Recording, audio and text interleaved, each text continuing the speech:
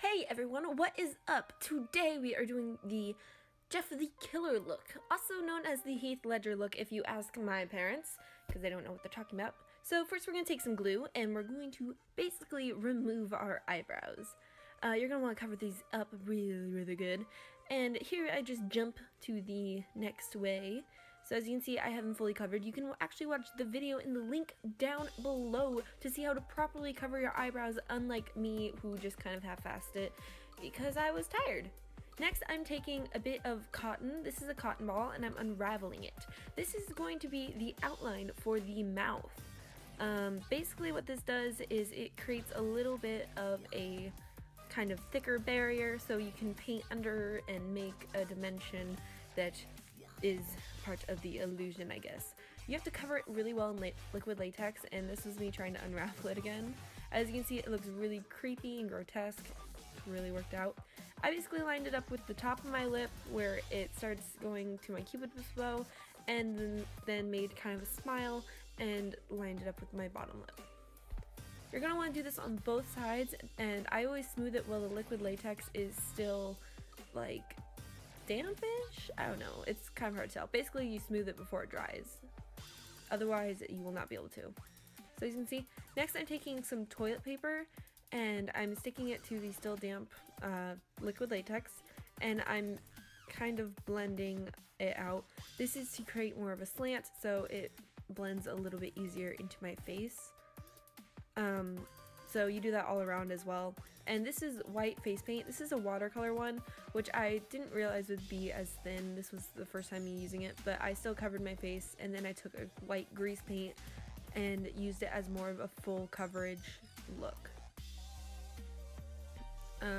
Yeah, you're gonna want to make sure you cover pretty much everything, and I just went down my neck just to kind of wipe off some of the excess. And you're also going to want to, just so you don't get like random stuff everywhere, when you're doing the painting part and using fake blood, I actually have a small layer of liquid latex where you can see my skin on the mouth area, just pulling apart that, making sure it was thick enough. See, I was like, smile. So first I have a black, a red, those were watercolor, and these are cream paints. You want the purpley bruised color, not the bright red but the darker red, just because it's a really dark and creepy look. So I'm using the bruise color and going first to put it all over where you can see skin, as you can see here, and then you're going to want to top it with red, as you will see in a minute.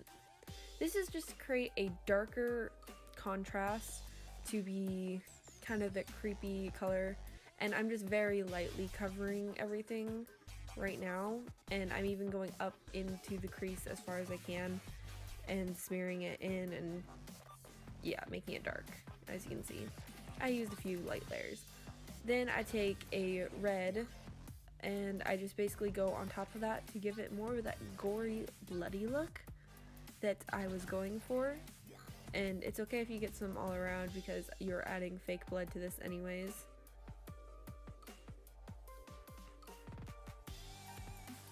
Me being really dumb. So for the fake blood, I kind of use a paintbrush and I show you I'm dribbling it on kind of like that. So I kind of do a swipe and dribble and basically cover as much area as I can, and I do it a lot over the same places to get that kind of like drippy, creepy, bloody look. As you can see, I'm trying.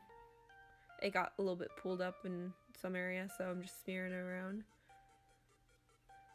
The only reason I'm not actually pouring it in like I have in some of my others is because this is actually really hard to get out of things, the one I'm using. So I suggest you use a blood that does not stain like mine does. There we go, pretty drips. And I basically just worked on this until I got enough that I liked. I got it on my stomach, which is why I now have a napkin.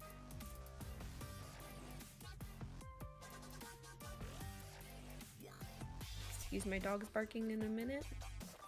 You might be able to hear him. The more blood you add, the little bit more realistic, and if you kind of smear it all around, it really helps as well. If I was doing this for anything other than just a quick video, I would have covered my ears and the rest of my skin that would have shown through a costume. But I currently do not have a white hoodie because I hate the color white. There, I've said it. I hate the color white.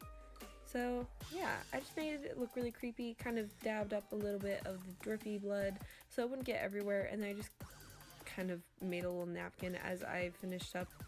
So this is for Jeff the Killer. He burns his eyelids off, so this is what this is coloring him in black, and then as you can see, I thought it was too thick, and then I also filled in some other areas quick with some of that black to give a little bit more of a dimension. This camera is really like high definition, it seems, so it looks a lot worse than it actually was.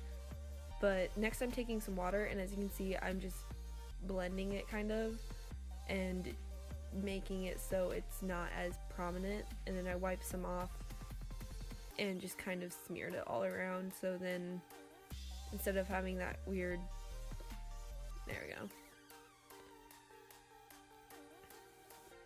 So then it was a little bit softer. I also made my nostrils a little bit more prominent by putting just a little bit of black.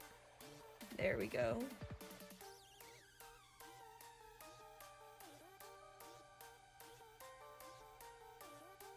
Me being a weirdo basically sums up my life.